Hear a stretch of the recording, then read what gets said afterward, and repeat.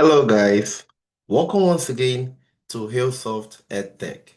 My name is Dr. Ezeadichie Emmanuel Chinedu, and I am your instructor for today's course, titled The Major Directional Terms in Veterinary Anatomy.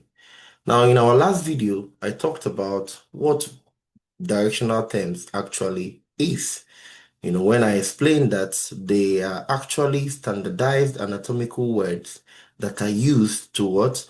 Locate different structures accurately in the bodies of various animals. Yes, and in this video, we are not going to be diving deep into what? The various types of directional terms. And most of them comes in two pairs, as you can see.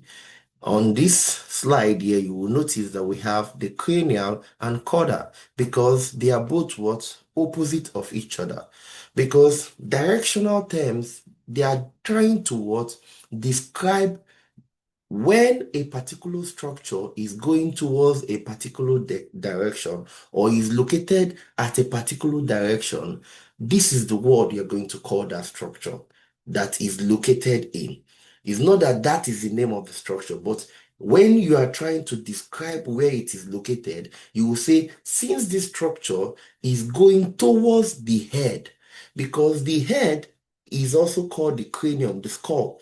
Since this particular structure is going towards the head, it is cranial, from the word cranium, which is the thick region, that the thick bone that protects the brain. So since it is going towards the head, it is cranial. So you could say the structure is cranially located. So you could easily say the neck is cranial to the what? The neck is cranial to the what? To the shoulder, because the neck is towards the head and is closer to the head than the shoulder. You understand?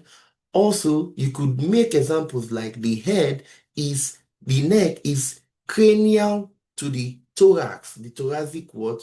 Region, because the neck is closer to the cranium, the head. You understand? And it's the same thing with caudal. So anything that is moving towards the head, using this image to buttress my point, anything that is moving towards the head, that is moving towards this region, towards this head, is what? Cranial. Any structure located towards this region. Because if you divide this body into two at this point, that's a transverse plane. Remember our last video, if you divide this place into two and anything going towards this head region is cranially located, while anything going towards the tail region is caudally located. The tail is also another word for the tail is cauda. Okay, cauda. Yes. So anything going towards the tail region is what? Caudally located. So you see this pelvic region. The pelvic region is caudally located. You understand? The pelvic region is caudal to the what? To the abdominal region, because the pelvic region is closer to the tail and is moving towards the tail. So you need to understand what they mean so that you can be able to what? Apply them when necessary. Okay. Now, example, like I've said, the neck is cranial to the thorax and the pelvis is caudal to the abdomen. Hmm? Now, you can also say a mass is present on the cranial aspect of the abdomen. Now, this is a clinical example. So, a mass is present on the cranial aspect of the abdomen. So, first of all, where is the abdomen? Okay, this is the abdominal region. Okay, let me erase this other stuffs here so that we don't have too much pen here. Okay, yes, I'm done. So now a mass is what is, let me go back again. Let me go back again. He said a mass is present on the cranial aspect what? Of the abdomen. So where the mass is found is at the what? The abdomen. But then it's located at the cranial aspect of what? The abdomen. Now, go with me. This is the region where the abdomen is found. Okay? This region here, from here to here. This is where the abdomen is found. Okay? And they're telling you that the mass is cranial to the abdomen. So it means the mass is in front of the abdomen because the mass is, you know, moving towards the head, and the abdomen is moving towards the what? The tail region. So cranial, the mass is closer to the head than the abdomen. So that means the mass is around this place. It's around the place. Remember, here is the what? Is the thoracic what? Region. All here is the thoracic region. Starting from all this place here, where you have the inlet of the what? The thoracic cavity. Okay, but here is the abdominal region. Okay, and they're telling you that the mass is what? Cranial to the abdomen. So that means the mass is at this region in front of the abdomen. Okay, so you should be able to utilize what? Your directional terms, so that it's going to help you in identifying what? Any lesion whenever you want to do that. Now, you could also hear examples such as the eyes are cranial to the what? To the ears. Remember, where is the eyes? This is the eyes. Where is the ear? This is the ear. The eyes is in front, and the eyes is moving towards the what? The cranium, because anything moving towards the head is what? Cranial. But this ear is moving towards the back region. Okay, so the eyes is closer to the head than the what? Than the ear, though both of them are on the head. You understand? But you should understand that the cranial and caudal still applies here. Okay, because this one is going towards the head. Okay, this is going towards the head. This here is going towards the head, and this here is going towards the tail. So the eyes are cranial to the what? The ears. The shoulder is cranial to the elbow. Okay, this is the shoulder. Okay, this is the shoulder, and is cranial to the what? To the elbow. This is the elbow. Okay, this is the elbow. Okay, and this is the shoulder. The elbow is cranially located. It's towards the what? The head. Why the shoulder? The shoulder is cranially located, is towards the head. Why the elbow is caudally located, is towards the tail. So the shoulder is what? Cranial to the elbow. And with this, you will be able to understand your what? Your terms very well. Because you could also hear the neck is cranial to the thorax. And this is the neck. The neck is in front, and this region is the thorax. Okay, all this region are the thorax, and this is the neck. The neck is closer to the head than the thorax. So that is why the neck is cranial to the thorax, because the neck is in front of the thorax. You understand? It's the same thing with the tail. The tail is caudal to the pelvis. This is our tail. Okay, and our pelvis is around this region. Okay, and the tail is closer to the what? To the tail, as is moving towards the tail. Then you understand, more than what? The pelvis. The pelvis is at the back, is at this region here. So the tail is caudal to the what? The pelvis. The tail is in front of the pelvis. Okay, and the same thing, the stifle is caudal to the hip, the hock is caudal to the stifle, just like that. You understand? So your proper knowledge of each of the directional terms, the major ones, will be a key in your advancement in the what? Veterinary what? Profession. So now we've talked about the cranial and the caudal. Now we'll be talking about the dorsal and the ventral. Now when you hear dorsal, it means it's moving towards the back. And when you hear ventral, it means it's moving towards the what? The belly. So the vertebral column lies what? Dorsally, because the vertebral column is at this point. The vertebral column lies dorsally, and the mammary gland lies what? More ventrally. Okay, so let me show you something. Our vertebral column is at this point. Okay, starting from the neck, and it wends this way. Okay, down to the tail. So the vertebral column lies what? Dorsally. Is moving towards the what? The back. Is moving towards the back. You understand? Why what's it called? Let me hold on for a minute. while the mammary gland is ventral, you understand, is ventrally located. The mammary gland lie more ventrally, okay? This is our mammary gland of a dog, but this is a male dog. Okay, let's use this. Now, these are our what? Our mammary gland. And this mammary gland, if this animal stand on its 4 foot, this mammary gland is ventrally what? Located, because it's moving what?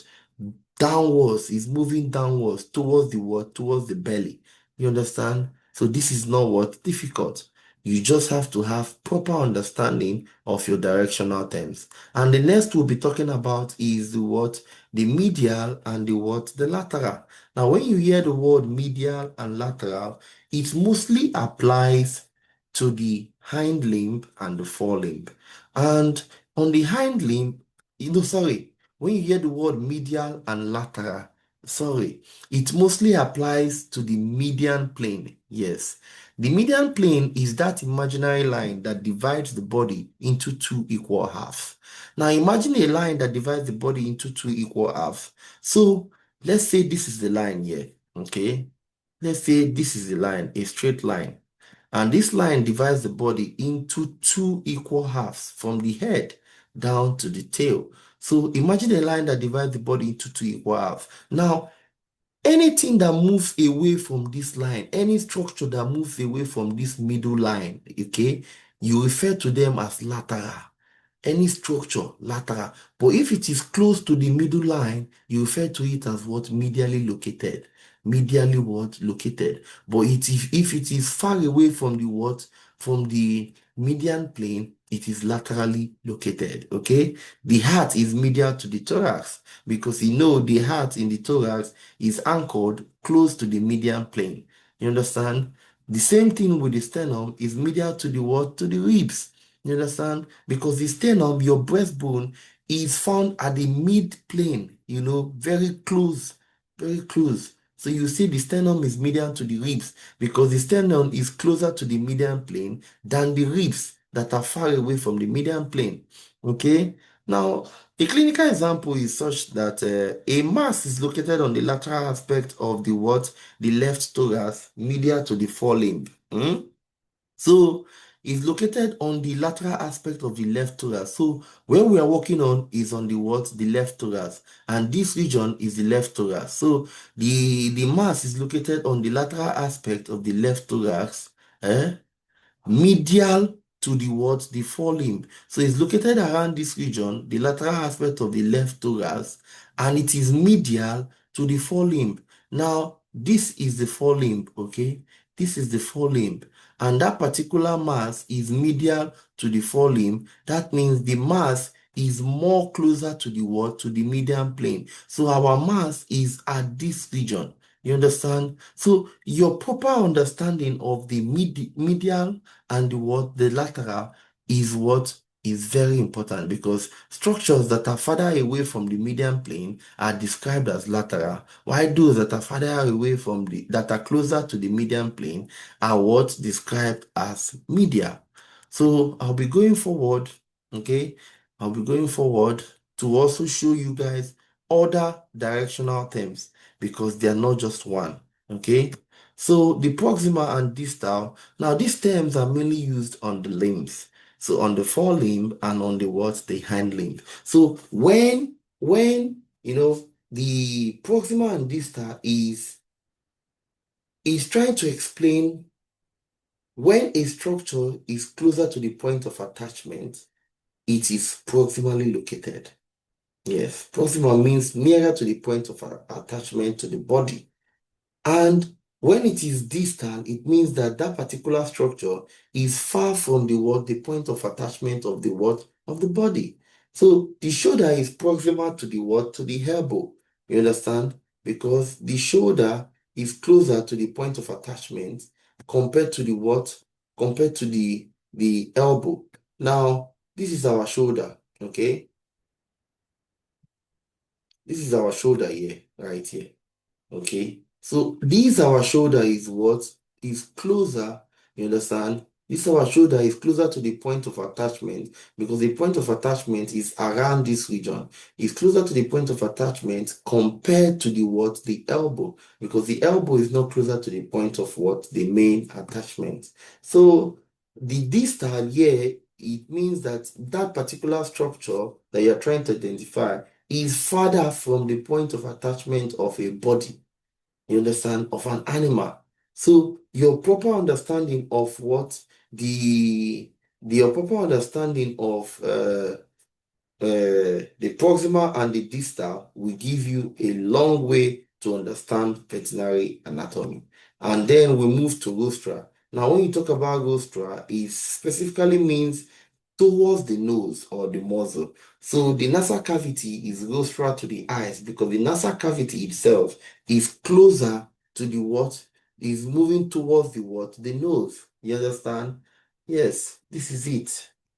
This is it here. This is the nasal cavity around this region. And it is what? It is rostral to the eyes because this is the eyes. The eyes is at the back. You understand? And this is nasal cavity. This is nasal cavity here. This is the muzzle. Okay? So rostral means what? Towards the nose. Whatever you are doing with him, towards once that particular structure is moving towards the nose, it is rostrally located. And we've talked about superficial and deep. Superficial just simply means near to the body surface. So anything that is near to the skin, is it's safe. You understand? And then let's say the skin is a superficial muscle. Yes, because the skin is near to the body surface than what the deep muscles, the bones itself. The bones are what deep what to the muscles because they lie very deep inside. Okay, so you should understand that, let's say the skin is superficial to the muscles. Why will I use this statement? Because the skin is closer to the body surface and then it's superficial to the what? To the muscles. You understand? Then going further, we talked about the palmar and the plantar. Now, the palmar and the plantar, these are two similar words, but when you use palmar, it's when you're talking about the forelimbs, the aspect of the dog in the forelimbs that touches directly on the floor. That is palmar. And it's the same thing with what? It's the same thing with what? Plantar. The part of the hind limb that is touching the floor directly is called the what? The plantar. And the digital pads are located on the palmar and plantar surfaces. So when you turn the foot of your dog, okay, these are what? Digital pads. All these are digital pads. And they are located on the what? They are located on the palmar and plantar surfaces. They are found on both the what? The leg and the hand. So it's very, very what? Important that you understand all this. So doing a quick recap, because without this quick recap, you may, barely understand the whole thing we're trying to what explain here. So first of all, we talked about, cranial, and I let you understand that anything that is moving towards the head is cranially located, okay? While anything moving towards the tail is caudally located. But whenever it's moving towards the back, it is what? Ventrally located, as well as if it is moving towards the belly, it is ventral related. Now, if it is closer to the midline, that means that particular structure or organ you want to identify is very close to the midline. You understand? You refer to it as what? Medial or medially located. The same thing, you understand, with the lateral. Once it is far away from the what? From the median plane, then just know that what? Is referred to as what? Lateral. So proximal and distal are both used on the forelimb and the hind limb. So once the stru- the the particular, say, the humerus now that is closer to the point of attachment is proximal. The same thing with the femur. But then once it's far away from the point of attachment, you know that what? There is an issue somewhere. So the same thing with rostra. Once for distal, not that there's an issue somewhere. One is farther away from the point of attachment, then you should just understand that it is good to be referred to as what distally located. Let's say, for example, now there's a fracture on the distal aspect of the forelimb. So you are going to go straight to that letter or straight to the document via which your fellow veterinarian convey the message to you. And once you've seen it that a particular fracture is distally located, you will check and you will see that you'll be able to identify it very fast and very smooth. So the same thing for rostra towards the nose. Superficial and deep are the same. Once the particular structure is nearer to the surface, is referred to as what? Deep. And once it's farther away from the surface, sorry, once a structure is very close to the surface, is referred to as what? Superficial. Superficially located, very close to the surface. Maybe a lump is superficial. The lump is what? Superficially what? Located. While if it is far away from the surface, it's called deep. You understand? So palmar and plantar are the same thing. It's just that for the forelimb, it's called palmar, the aspect that touches the floor, while for the hind limb, it's called what? Plantar, the aspect that touches the floor. So, thank you very much for tuning with us today. And I believe I have been able to explain the major types of directional terms. And you need to understand it very well so that you'll be able to pass the message across to other veterinarians out there to improve effective communication in veterinary medicine. So thank you once again for tuning in with us. See you another day.